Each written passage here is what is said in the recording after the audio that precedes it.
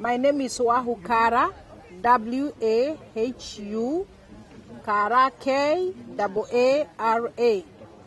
I work for an organization called Kenya Debt Relief Network in Kenya. My organization works for economic justice in matters of aid, trade, and economic governance. And I am here as a visitor of Barcelona Consensus. Then Wahu, what motivates you to participate in Barcelona Consensus?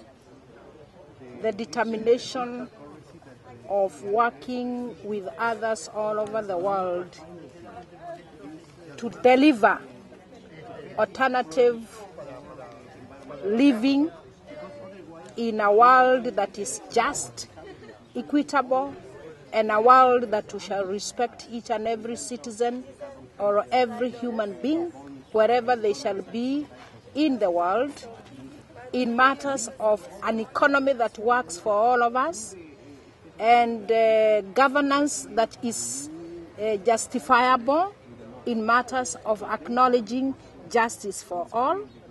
And I can go on and on, but all what I'm saying in summary, I'm interested in the determination of Barcelona Consensus as a forum, as a process, as a focal reference of our world today that has a determination of building a world that is going to be habitable for all of us. Then you think that what happened now, it's because of the selfishness of some people? It's because of this? You think that what is happening now, the crisis and the moment that we are living, is because of the selfishness of some people? It is not only the selfishness, but the madness. And it is not only the madness, but the confusion of lack of imagination. Because the imagination that we know today about public relation, it's only about I, me, and myself at the expense of everyone.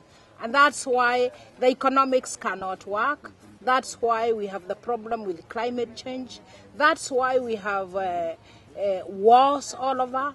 And all this is because of the selfishness of the domain that dictates the world, the value of the power of capital, which has commodified all our life and commercialized all our relation to a point that the few privileged want to imagine that there can't be another way of life, although what they know is also destructive to themselves, because the financial collapse that we have experienced is demonstrating that their acceptable way of life cannot work, but they still want to imagine that it can happen.